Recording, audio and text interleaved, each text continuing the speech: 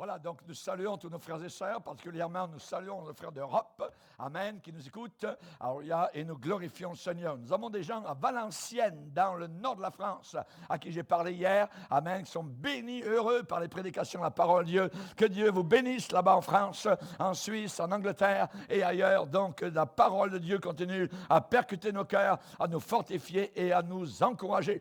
On va voir le message, la première partie, donc maintenant, quand Jésus régnera sur toute la terre. Daniel, on va aller dans le livre de Daniel, dans l'Ancien Testament, livre de Daniel, chapitre 2. Livre de Daniel, chapitre 2.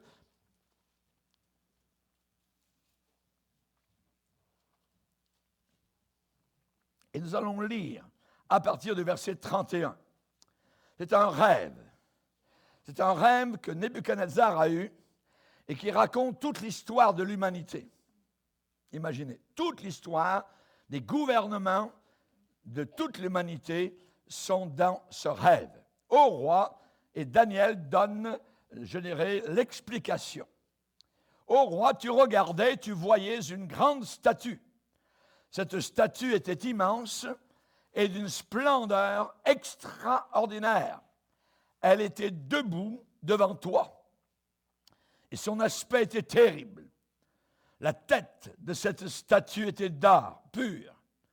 Sa poitrine et ses bras étaient d'argent. Son ventre et ses cuisses étaient d'airain. Ses jambes de fer, ses pieds en partie de fer et en partie d'argile. Tu regardais lorsqu'une pierre se détacha, sans le secours d'aucune main, frappa les pieds de fer et d'argile de la statue et les mit en pièces. Alors, le fer, l'argile, l'airain, l'argent et l'or furent brisés ensemble et devinrent comme la balle qui s'échappe du nerf en été. Le vent les emporta et nulle trace n'en fut retrouvée. Mais la pierre qui avait frappé la statue devint une grande montagne et remplit toute la terre. Verset 36, voilà le songe. Nous en donnerons l'explication devant le roi. Et nous allons aller maintenant un peu plus loin, au verset 44. Dans le temps de ces rois, le Dieu des cieux suscitera un royaume qui ne sera jamais détruit et qui ne passera point sous la domination d'un autre peuple. Il brisera et anéantira tous ces royaumes-là et lui-même, ce royaume, subsistera éternellement. C'est ce qu'indique la pierre que tu as vue se détacher de la montagne sans le secours d'aucune main et qui a brisé le fer, l'airain, l'argile, l'argent et l'or. Le grand Dieu a fait connaître au roi ce qui doit arriver après cela. Le songe est véritable et son explication est certaine. Seigneur, nous voulons te bénir et te glorifier pour la lecture des Saintes Écritures. Nous te demandons de bénir abondamment la réflexion de nos cœurs, l'enseignement que nous allons recevoir de ta part, que nous puissions recevoir ta parole, non pas comme étant la parole d'un homme, mais comme ce qu'elle est véritablement, la parole du Dieu vivant et du Dieu éternel.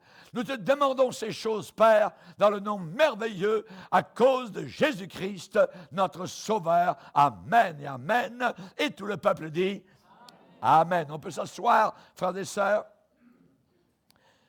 Quand Jésus-Christ régnera sur toute la terre. Alléluia. Quand Jésus-Christ régnera sur toute la terre. Pas une partie de la terre. Toute. Il régnera autant en Asie qu'en Occident, qu'en Orient, autant chez les Esquimaux que dans les îles du Pacifique Sud, il régnera d'une façon glorieuse et puissante. Et ça va être le sujet de notre journée. Quel est le royaume qui va déplacer tous les autres royaumes? Quel est le royaume qui va détruire tous les autres royaumes et régner pour toujours?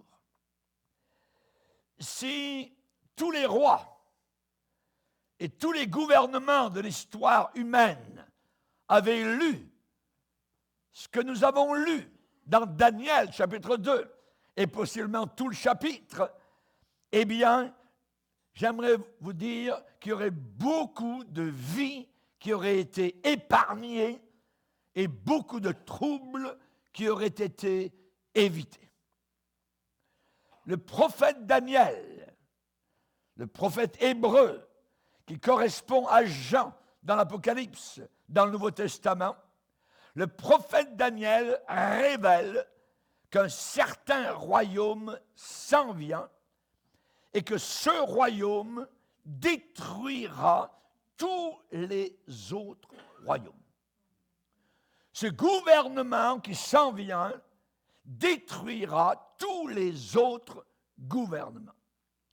Ce sera un royaume éternel gouverné par Jésus-Christ, dirigé par Jésus-Christ, conduit par Jésus-Christ. Daniel, le chapitre 2, enseigne que les royaumes de ce monde passent, comme la balle qui est dans l'air l'été. Tout passe, tout lasse, tout casse. C'est le régime de la planète Terre depuis Adam. Tout passe.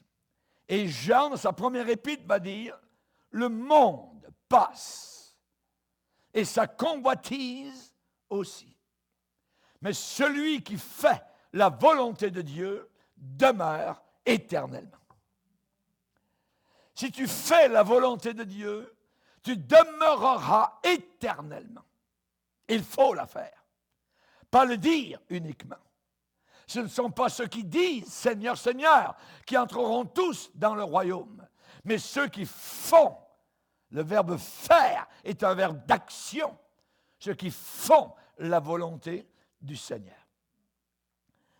Le royaume de Jésus-Christ est la seule et unique espérance que nous avons.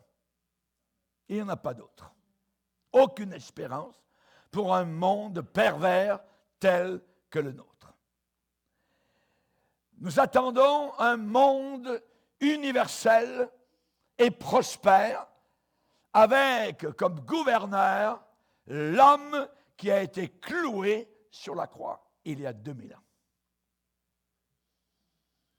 Le royaume de Jésus est l'unique espérance que nous avons. Et quand ce royaume viendra, ce sera une toute autre histoire par rapport à ce que nous entendons aujourd'hui, à ce que nous vivons aujourd'hui, à ce que nous voyons aujourd'hui.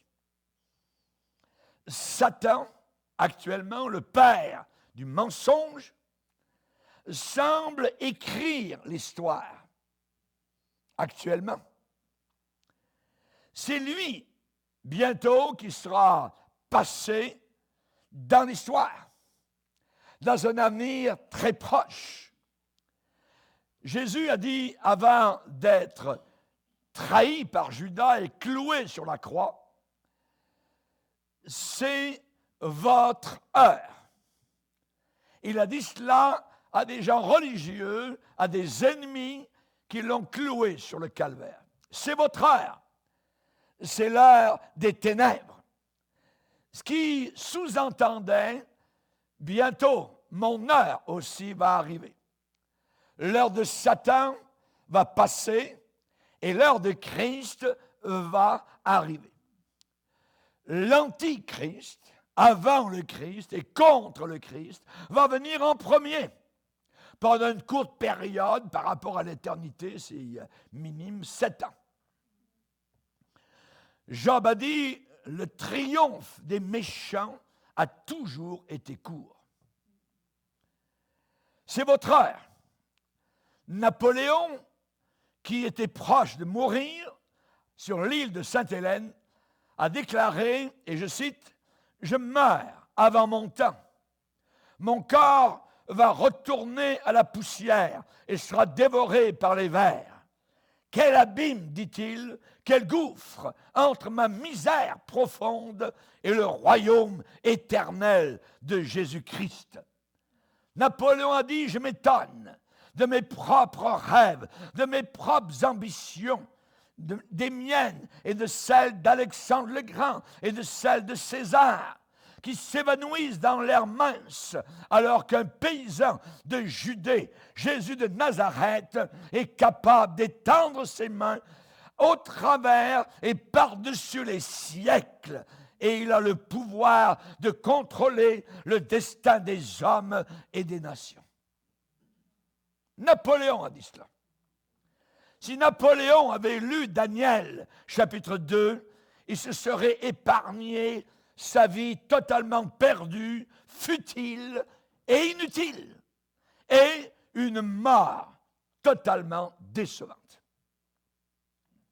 Nous chantons dans l'Église, Jésus, toi qui vis à travers les orages, à travers les siècles, rois et royaumes disparaîtront, mais rien ne peut effacer ce nom. Jésus, Jésus, Jésus. Le nom qui est redouté par Satan et par les démons. Le nom qui est redouté et blasphémé pour l'éternité en enfer. Jésus. Le vrai Jésus. Pas le Jésus du Nouvel Âge. Le véritable Jésus qui est le Fils de Dieu en chair. Alléluia. Louis XIV a été un très grand roi en France, persécuteur des Huguenots, des chrétiens véritables. Et le jour de sa mort, le prélat a eu comme texte pour prêcher « Seul Dieu est grand ». Seul, pas Louis XIV, seul Dieu est grand. Alléluia. Et dans Daniel chapitre 2, c'est à ce royaume que Nebuchadnezzar a rêvé un jour. Il a réfléchi et pensé à ce rêve-là qu'il avait eu. C'est ce royaume que Daniel décrit et explique en disant le songe, le rêve est véritable et son explication est certaine. Qui veut dire que dans ce rêve, l'historique de l'humanité, particulièrement à la fin des temps, va certainement s'accomplir et se réaliser tel que Daniel l'a expliqué. Et il déclare au verset 44 et 45 que ce sera un royaume qui ne sera jamais détruit et qui ne passera pas sous la domination d'un autre peuple. Comme beaucoup de royaumes sur la terre sont passés sous la domination d'autres royaumes. Le rêve du roi Nebuchadnezzar est décrit par Daniel. Et ce rêve atteint son sommet, son pinacle, lorsque une grande pierre s'est détachée d'une montagne et a commencé à dévaler, à se diriger à une très grande vitesse vertigineuse vers la statue représentant tous les gouvernements humains. A frappé les pieds et la statue s'est écrasée totalement. Cette pierre qui est descendue de la montagne à vive allure, avec une vélocité prodigieuse, avec une rapidité inouïe, a frappé les pieds de la statue. La statue a été frappée aux pieds, à ses pieds, voyez, et l'a écrasé, l'a brisé totalement et complètement, l'a mis en pièces, l'a pulvérisé entièrement. Exactement comme la pierre lancée par David, qui s'est enfoncé dans le crâne de Goliath. Goliath, c'était terminé, c'était fini, et David a pris l'épée de Goliath et a coupé Goliath avec sa propre épée et a tenu sa tête en l'air. Une pierre. Et ici, dans Daniel, chapitre 2, encore une pierre qui s'en vient pour écraser tous les gouvernements humains. Qu'ils soient démocratiques, communistes, socialistes, tout ce que vous voulez dans les istes, tout sera écrasé. Alléluia! Amen! Êtes-vous heureux? Alléluia! Gloire au Seigneur.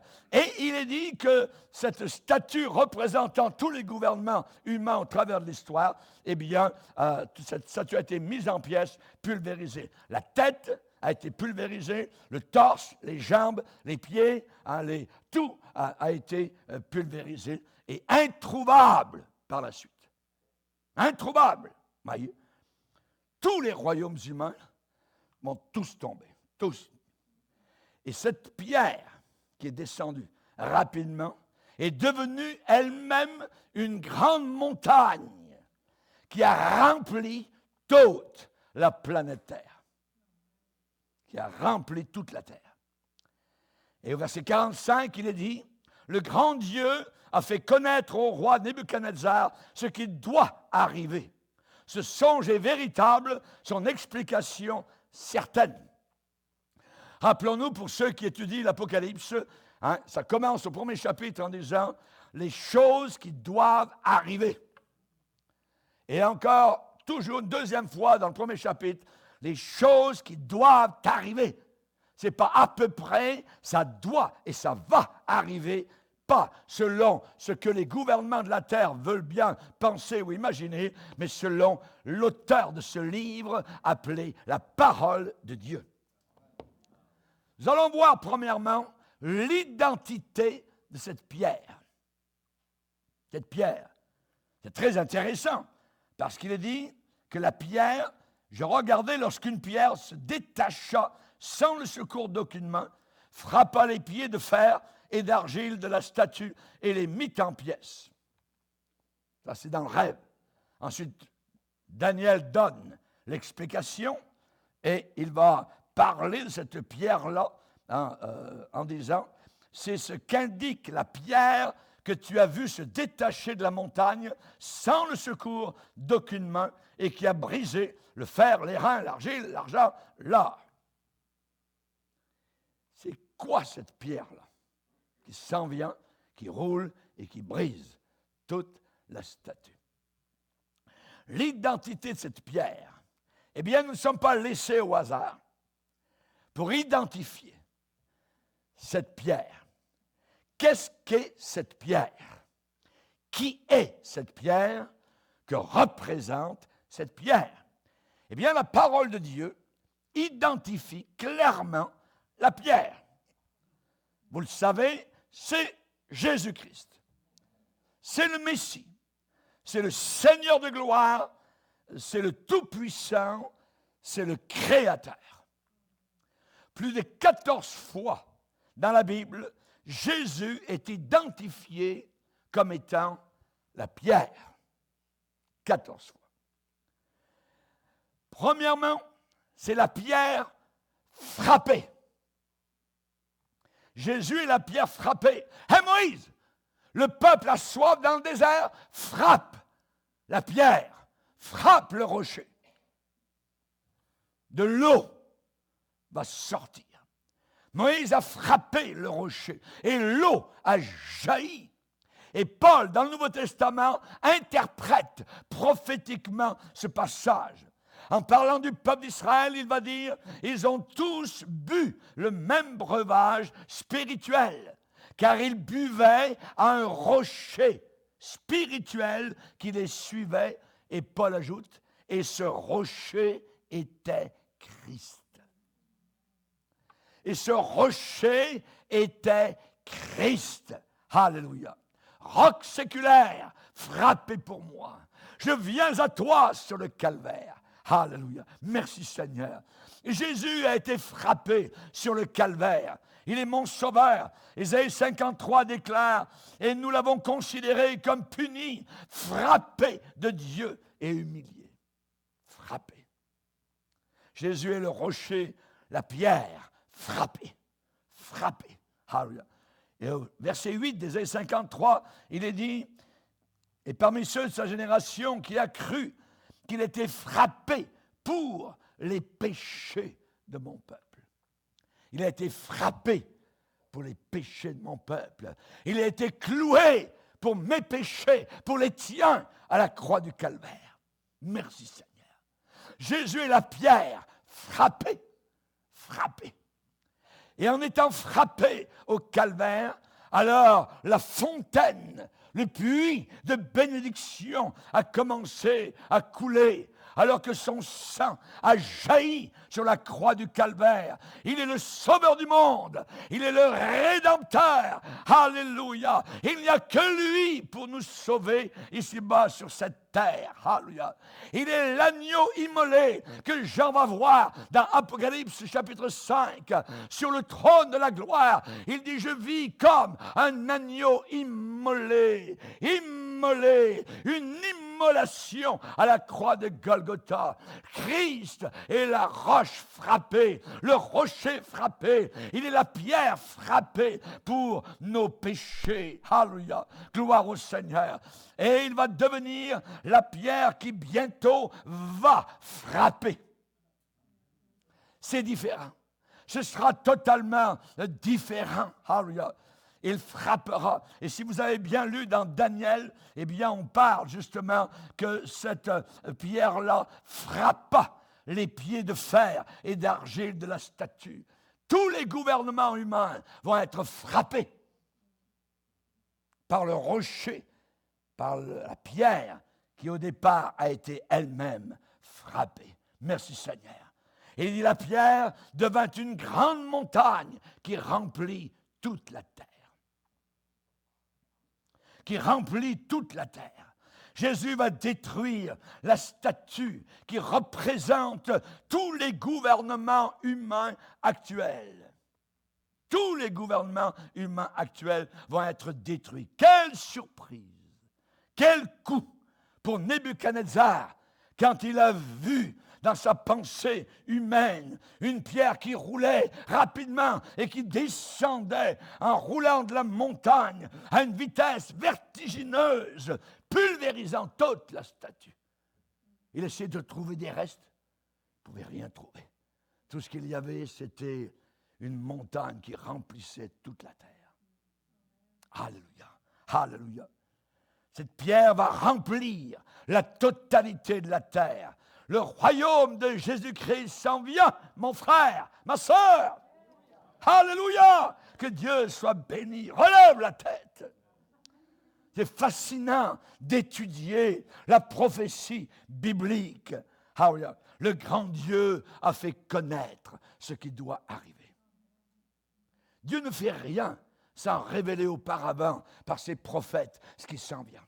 Amos nous dit cela. Et Daniel nous a déclaré ce qui s'en vient. Dans un sens très très réel, Jésus a été frappé par cette statue, par tous les gouvernements humains. Il a été crucifié sur quoi? Sur une croix romaine. Sur une croix romaine. Le gouvernement romain l'a cloué à Golgotha. Le songe est véritable. Son explication est certaine. Mais un jour, c'est lui. C'est lui qui va frapper cette même statue, les gouvernements humains. Une pierre se détacha sans le secours d'aucune main humaine, frappa les pieds de fer et d'argile de la statue et les mit en pièces. Une pierre frappée. Deuxièmement, une pierre d'achoppement. Une pierre d'achoppement. Une pierre, qu'est-ce que ça veut dire achopper? Ça veut dire buter. Hein? Ouais. En bon français québécois, s'enfarger. Une pierre d'achoppement, chancelée, trébuchée, titubée et tombée. Ésaïe 8, 14 nous dit, il sera un sanctuaire, mais aussi une pierre d'achoppement, un rocher de scandale, un filet et un piège. Au psaume 118, il est dit, Jésus-Christ est la pierre que les bâtisseurs ont rejetée. Ça veut dire qu'ont rejeté ceux qui bâtissaient. Les Juifs essaient de bâtir leur maison tout en délaissant la pierre, Jésus, leur Messie, qu'ils ne reconnaissent pas encore. Quand Marie et Joseph sont arrivés dans les cours et l'esplanade du temple à Jérusalem avec un bébé sur leurs bras, Siméon a prophétisé sur le bébé. Il a dit, ce bébé, il va amener la chute et le relèvement de plusieurs. La chute et le relèvement de plusieurs. La parole de Dieu est une parole à double tranchant. La raison pour laquelle ils vont toujours faire très attention. Jésus a dit, n'avez-vous jamais lu? Et il cite ce passage.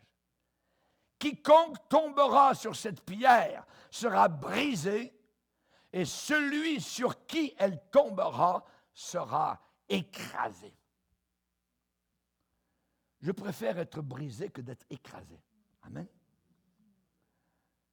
Et nous avons tous été brisés quand nous sommes venus au salut, quand nous avons pleuré sur nos péchés, quand nous sommes repentis. Mais être écrasé, c'est fini après. Je répète, Jésus a parlé de la pierre, c'est lui. Quiconque tombera sur cette pierre sera brisé. Mais celui sur qui cette pierre tombera sera écrasé. L'apôtre Paul a expliqué dans Romains 9, 33, en disant, tous ceux qui cherchent le salut, la justification par leurs bonnes œuvres, se heurtent à la pierre d'achoppement. Mais celui qui croit en elle, dans cette pierre, ne sera pas confus, sera sauvé. Jésus est venu vers les siens, et au lieu de l'accepter, de le recevoir, de l'embrasser, ils ont trébuché sur lui. Il leur a dit, avant qu'Abraham fût, je suis. Tu te prends pour qui, toi? Tu n'as même pas 50 ans, puis Abraham, ça fait des siècles et des siècles. Jésus leur a dit, si vous ne croyez pas ce que je suis, vous périrez tous également. Et tous ceux qui ne croient pas dans la divinité de Jésus-Christ, dans la préexistence éternelle du Seigneur, sont perdus. Tous. Dieu ne demande pas la sincérité, il demande de se soumettre à la vérité. Jésus est venu vers les siens, et Jésus est devenu une pierre d'achoppement, un stumbling block. Ils l'ont cloué sur une croix. Et Jean l'apôtre a écrit en disant, il est venu chez les siens, et les siens ne l'ont pas reçu. Mais, combien j'aime les mais de la Bible. Mais à tous ceux et celles qui l'ont reçu, qui l'ont accepté, il leur a donné le pouvoir de devenir enfants de Dieu, lesquels sont nés non du sang ni de la chair, mais sont nés de Dieu. Alléluia. Es-tu né de Dieu? Alléluia. Gloire au Sauveur. Alléluia. Merci Seigneur. Voyez quel amour le Père nous a témoigné pour que nous soyons appelés enfants de Dieu. Et nous le sommes. Et nous le sommes. Alléluia. Donc Jésus, la pierre frappée, pierre d'achoppement, aussi pierre d'angle. Pierre d'angle. C'est une pierre spéciale, une pierre d'angle, angulaire. Il y a des églises dans le monde anglophone qui se sont appelées l'église Cornerstone. Ça veut dire l'église de la pierre d'angle, l'église de Jésus. Amen. Jésus est la pierre d'angle. Qu'est-ce que ça veut dire? Dans chaque bâtiment, auparavant, dans le monde ancien, bâti avec des pierres, il y avait toujours une pierre d'angle qui tenait, je dirais, tout le bâtiment quasiment ensemble. Dans chaque bâtiment, il y avait une pierre particulière. C'était une pierre cruciale, la pierre sur laquelle reposait le poids de toute la structure du bâtiment. Il est dit que Jésus est la pierre angulaire. 1 Pierre 2,6. Voici, je mets en Sion une pierre angulaire, choisie, précieuse, qui a du prix. Alléluia. Éphésiens 2. Allez voir avec moi, Éphésiens 2. Éphésiens chapitre 2. Verset 19.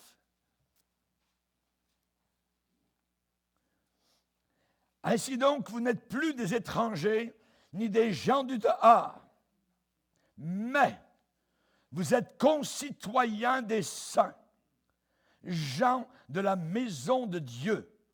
Vous avez été édifiés sur le fondement des apôtres et des prophètes, Jésus-Christ lui-même, en personne, étant la pierre d'angle, la pierre angulaire.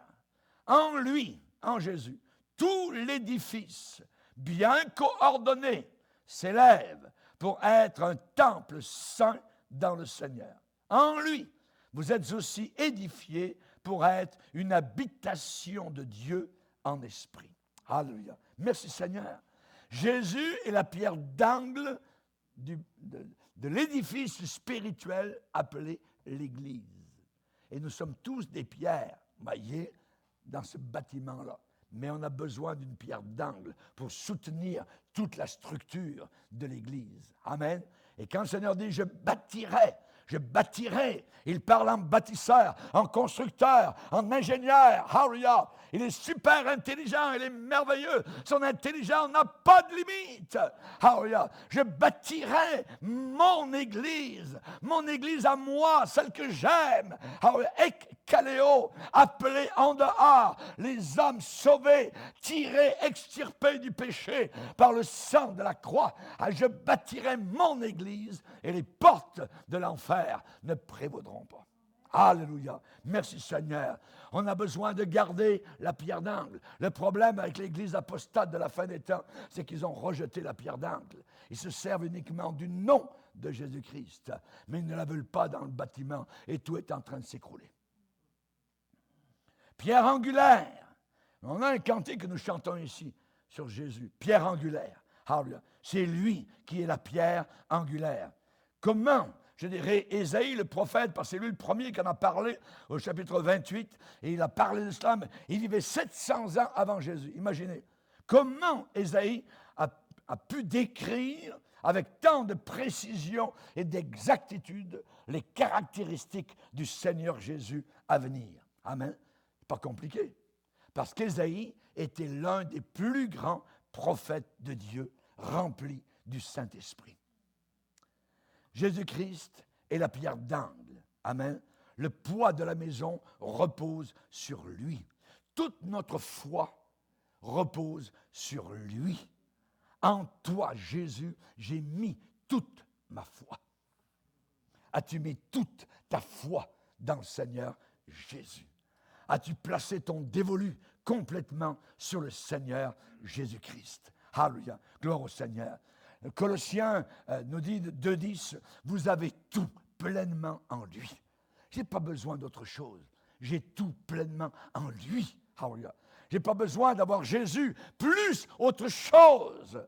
Je n'ai pas besoin d'avoir Jésus plus une science humaine ou une psychologie humaine. Non, ou une sociologie humaine. Non, j'ai tout en Jésus. L'apôtre Paul, qui avait des diplômes à remplir, je dirais, les murs de sa chambre, a déclaré « Je considère tous mes diplômes comme de la boue à cause de l'excellence de la connaissance de Jésus-Christ, pour lequel j'ai renoncé à tout. » Et je regarde toutes choses comme de la boue Pourquoi? Parce que je cours, je veux le connaître, je veux le servir. Il est ma pierre frappée, il est ma pierre d'achoppement. Mais auparavant, j'ai achoppé sur Jésus. Je combattais le christianisme, je tuais les chrétiens, je les mettais en prison, j'ai fait tuer Étienne. Mais maintenant, cette pierre est devenue ma pierre d'angle. Alléluia! Je suis sauvé. Alléluia! Je suis béni par le Seigneur Jésus. L'apôtre Pierre, le jour de la Pentecôte,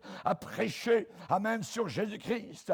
Plus tard, il a été mis en prison et devant les souverains sacrificateurs, il a déclaré « Jésus est la pierre angulaire, rejetée par les hommes, mais qui est devenue la principale de l'angle. Il n'y a de salut en aucun autre. » Alléluia. Parce que sous le ciel, il n'y a aucun autre nom qui nous a été donné par lequel nous devions être sauvés. Il n'y a que le nom de Jésus. Jésus est aussi la pierre de fondation. Amen. La pierre de fondation. Un jour, Jésus a regardé ses disciples. « Ah, les gars, qu'est-ce que les gens disent de moi? » Vous savez, ça parle beaucoup derrière un prédicateur. Vous voyez, les gens disent, vous savez, le pasteur, ils disent toutes sortes, vous voyez, toutes sortes de choses, en bien ou en mal, vous voyez. Et ça a été la même chose pour Jésus. Et un jour, je lui ai posé la question, hey, les gars, qu'est-ce qu'ils disent de moi? Est-ce qu'ils disent en bien, ils parlent en bien, ils parlent en mal? Qu'est-ce qu'ils disent de moi? Alors, il y en a qui ont répondu, il y en a qui disent que tu es Jean-Baptiste. Jean-Baptiste avait la tête coupée, t'es mort. Ben, ils disent que tu es Jean-Baptiste qui est revenu. Il y en a d'autres qui disent que tu es Élie qui est revenu. Il y en a d'autres qui disent que tu es Jérémie.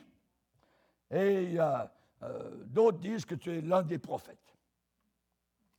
Mais vous, là, vous qui êtes proche de moi, qu'est-ce que vous dites de moi? Qu'est-ce que je suis d'après vous? Et Pierre, alléluia. Pierre lève le brick, alléluia. Il se lance, toujours le premier. Des fois, il dit des bêtises, mais là, il a dit une bonne chose. Il dit, Seigneur, tu es le Fils de Dieu. Bravo, Pierre, bravo. Tu viens de dire une grande vérité. Et sur cette vérité fondamentale, sur cette vérité de base, sur cette pierre solide de fondation, je bâtirai mon Église. Vous voyez comment l'Église catholique a tordu toute l'affaire? Pour eux, c'est la peau de pierre. L'Église est bâtie sur la peau de pierre. Jamais l'Église n'est bâtie sur un homme. Tout mouvement qui est bâti sur un homme est destiné à la faillite.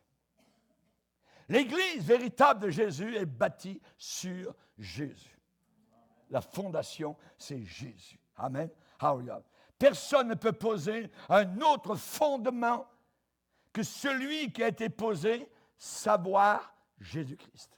Paul dit cela. 1 Corinthiens 3, 11. Amen.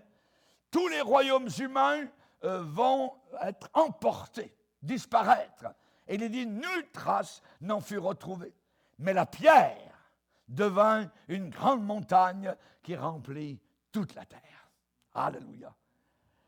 Je préfère être du côté de cette pierre-là. Amen.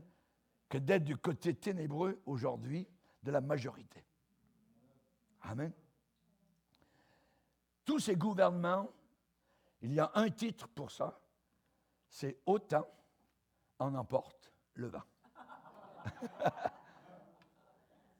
Ils seront tous emportés par le vent puissant du Saint-Esprit. Alléluia. La pierre qui va remplir toute la terre, c'est le royaume à venir de Jésus-Christ, et dans lequel nous serons participants si nous persévérons, nous dit Paul dans la 2e épître à Timothée.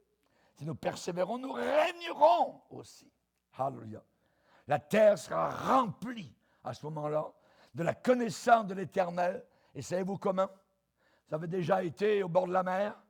Est-ce qu'il y a un endroit au fond de la mer qui n'est pas recouvert par l'eau? Toute l'eau recouvre le fond, la base de l'océan, de la mer. Tout est recouvert par l'eau. Eh bien, la Bible enseigne dans Ésaïe 11, 9, la terre sera remplie de la connaissance de l'Éternel comme le fond de la mer est recouvert par les eaux qui le couvrent. Alléluia. Ce Jésus qui aujourd'hui est rejeté, maudit, blasphémé, eh bien, dans ce temps de règne solide, nous allons voir ce soir comment sera ce règne, un règne de fer, un règne inimaginable.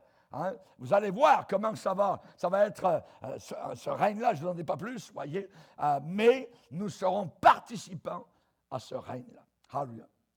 J'aimerais aussi vous dire que Jésus, non seulement est la pierre frappée, la pierre d'achoppement, la pierre d'angle, la pierre de fondation, mais Jésus aussi est une pierre vivante. Pierre vivante. Alléluia. Approchez-vous de lui, nous a dit l'apôtre Pierre. Approchez-vous de lui, pierre vivante. Il ne parle pas de lui, il parle de la pierre qui est Jésus. Approchez-vous de lui, pierre vivante, rejetée par les hommes, mais choisie et précieuse devant Dieu. Un jour, Jésus a fait cette déclaration extraordinaire qu'aucun homme n'a pu déclarer.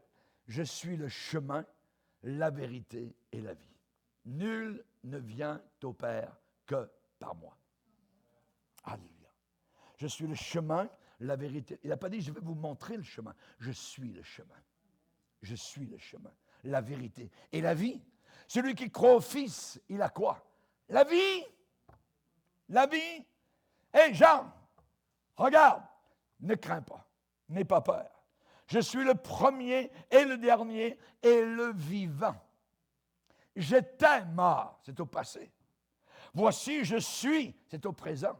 Vivant au siècle des siècles. Il est ressuscité. Alléluia. Gloire au Seigneur. Jésus n'a pas poussé de l'intérieur la porte immense pour rouler. Non! La pierre a été roulée par la puissance de Dieu. Alléluia. Et Jésus était ressuscité. Maintenant, le tombeau est vide. Pas pour voir comment Jésus a-t-il pu faire pour sortir de ce tombeau. Non, pour voir qu'il n'y a plus rien. Il n'y a pas de corps, il n'y a rien du tout, il n'y a aucun reste. Il est ressuscité, il est une pierre vivante. Et quand vous êtes avec Jésus, vous êtes dans la vie. Quand vous êtes avec le diable, vous êtes dans la mort, dans les ténèbres, dans l'obscurité, dans la noirceur, dans l'impureté, dans la saleté.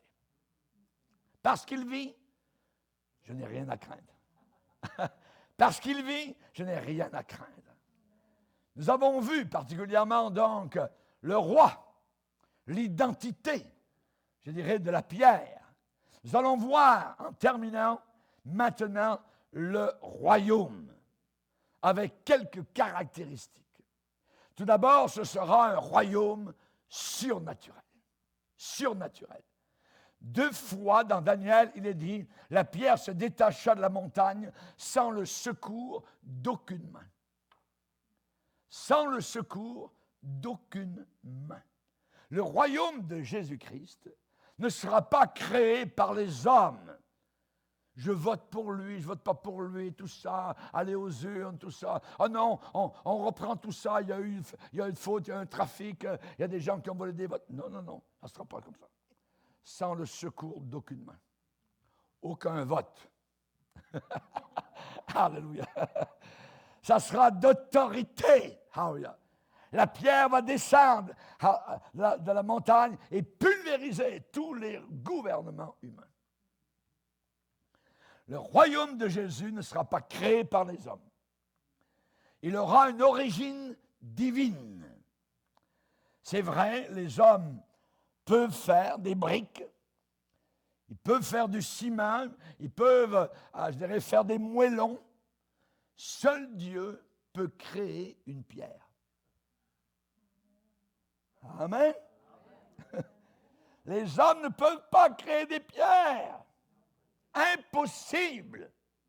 Il n'y a que Dieu pour créer une roche.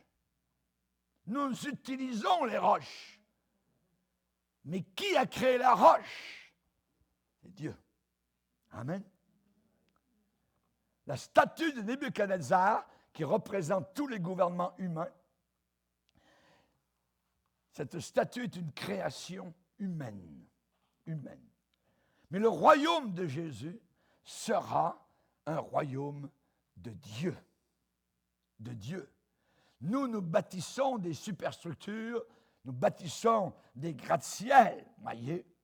Mais la Bible dit que dans ce temps, la fin des temps, le Dieu des cieux suscitera un royaume qui ne passera pas sous la domination d'aucun autre royaume, et ce royaume sera éternel. Éternel. Cette pierre surnaturelle est un symbole de force, de durabilité, de fermeté, de solidité. Hallelujah. Jésus demande le Père, demande-moi et je te donnerai les nations de la planète Terre. Psaume 2, c'est ce qui va arriver. Alléluia. Isaïe 11, je rappelle, la terre sera remplie de la connaissance de l'Éternel comme le fond de la mer est rempli par les eaux qui le couvrent. Il y a des forces, il y a des puissances dans nos vies, dans le monde, dans cet univers, qui ne viennent pas des hommes, mais qui viennent uniquement de Dieu. Ce matin, nous sommes là et nous sommes la puissance de Dieu. Qui a été capable de nous réunir comme cela? Il n'y a que Dieu. Nous venons de différents endroits, de différents pays, de différents horizons. Certains ont une 5e année, d'autres ont des maîtrises. Qui peut rassembler cela? Il n'y a que Dieu. L'Église est d'origine divine. Nous sommes un miracle. Je suis un miracle. Tu es un miracle, mon frère, ma sœur. Alléluia. Merci, Seigneur. Alléluia.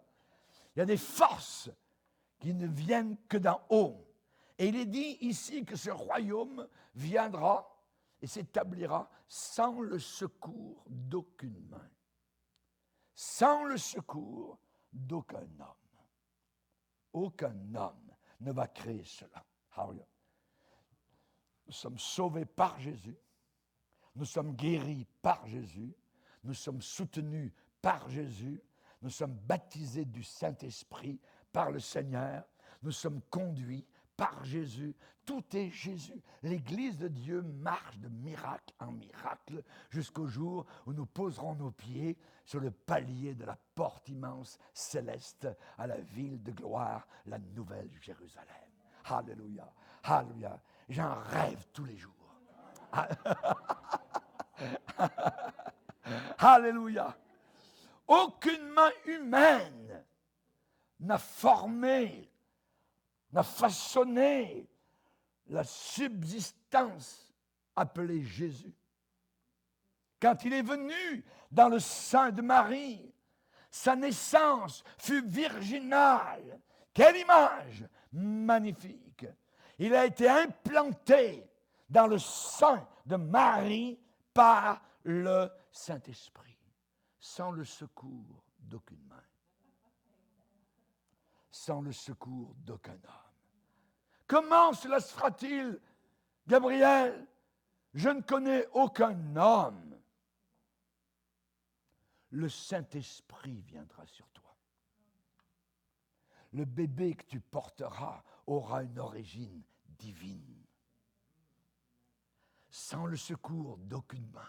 Le royaume des Christ, sans le secours d'aucune main. Alléluia. Aucune main humaine n'a formé le Seigneur. Aucune main humaine ne l'a ressuscité du tombeau.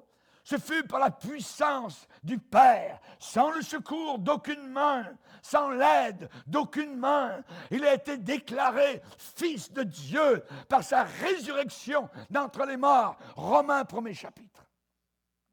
Il est un roi surnaturel et il reviendra sans le secours d'aucune main. Alléluia! Viens, Seigneur. Alléluia.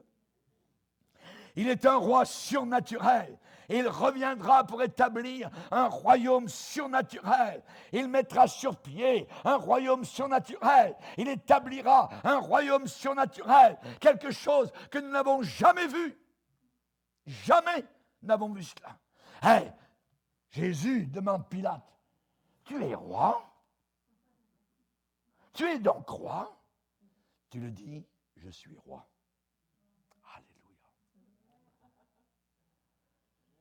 le gouvernement humain recule devant celui qui a dit « Je suis roi ». Le condamné à mort, Haria, un jour sera sur son trône et celui qui l'a condamné sera à ses pieds. Et ce sera, en terminant, je vous dis ce matin, un royaume soudain. Un royaume soudain. Ce sera un royaume surnaturel. Ce sera un royaume qui viendra soudainement. Il ne viendra pas graduellement, petit à petit. Il arrivera tout d'un coup, en un instant. Tous les royaumes qui ont existé ici-bas sur terre, tous les gouvernements humains, ont été bâtis sur les ruines du précédent gouvernement, sur les ruines du précédent royaume. Par exemple, le royaume médo-perse a été bâti sur les ruines de Babylone. Le royaume de Grèce a été bâti sur les ruines du royaume médo-perse. Le royaume de Rome a été bâti sur les ruines de la Grèce, du royaume de Grèce. La France a eu sa révolution en 1789. Le nouveau régime a été bâti sur les ruines de l'ancien régime lorsqu'ils ont décapité le roi Louis XVI. Dans Daniel chapitre 2, tous les autres royaumes s'élèvent, je dirais, graduellement, petit à petit, les uns après les autres. Il y a eu Babylone, il y a eu ensuite les Médo-Perses, ensuite il y a eu la Grèce, ensuite il y a eu Rome. Ils sont élevés petit à petit sur les ruines de l'ancien royaume. Voyez. Mais j'aimerais vous dire que nous allons, nous chrétiens, vers ce que j'appelle le nouvel ordre mondial. Mais le véritable. Pas le faux, pas celui des francs-maçons, pas celui de tous ces gens-là qui veulent diriger la planète Terre, voyez, et faire mourir des millions et des millions de personnes. C'est leur intention. C'est satanique, c'est diabolique. C'est ça les francs-maçons. C'est l'adoration de Satan. On ne peut pas être chrétien et franc-maçon en même temps, c'est impossible. Impossible, voyez. Et j'aimerais vous dire que lorsque Jésus va établir son royaume, ce sera une chose soudaine. Un choc, une frappe soudaine, un coup soudain et décisif.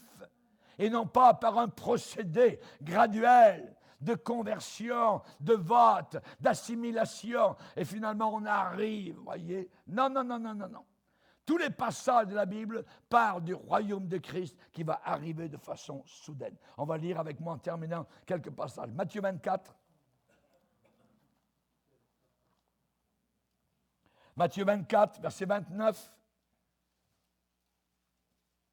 Matthieu 24, verset 29. On parle ici à la fin de la grande tribulation.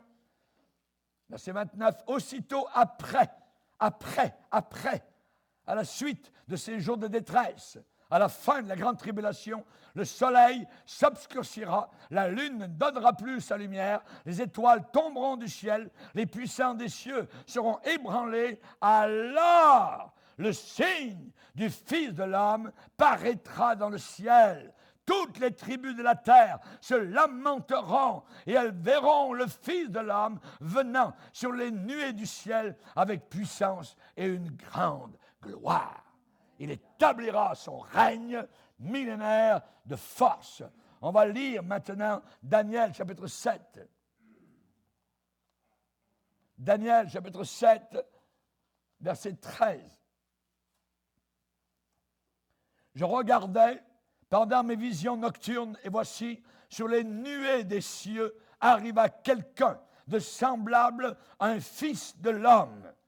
Il s'avança vers l'ancien des jours, vers le Père, et on le fit approcher de lui, et on lui donna la domination, la gloire et le règne, que ton règne vienne. On n'aura plus besoin de prier cette prière. la gloire et le règne, et tous les peuples, les nations et les hommes de toute langue le servirent. Sa domination est une domination éternelle qui ne passera point, et son règne ne sera jamais détruit. Alléluia. Que ton règne vienne. Nous le disons encore, et nous disons maintenant, Seigneur, s'il te plaît, viens, et le plus vite possible. Amen. Alléluia. Levons-nous ensemble devant le Seigneur.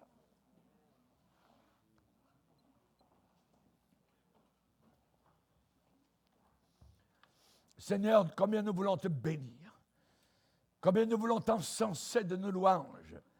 Tu es cette pierre, pierre glorieuse, tu es la pierre d'angle, tu as été la pierre frappée au calvaire, tu es la pierre d'achoppement, plusieurs trébuchent devant toi, ils n'arrivent pas à croire que tu es Dieu. Ah, merci Seigneur, tu es Dieu le Fils, et nous voulons te glorifier pour ta divinité, pour ta pérennité, pour ton éternité, pour ta transcendance au travers des siècles. Napoléon s'étonnait de ta puissance, alors que lui n'était qu'un vermisseau. Nous te glorifions Seigneur, alléluia. Veux nous donner encore cette connaissance dont nous avons besoin pour voir ta grandeur, ta gloire, ta puissance, et tes desseins puissants qui s'accompliront certainement. Au nom de Jésus, amen. Et tout le peuple dit amen. Gloire à Dieu. On va louer le Seigneur.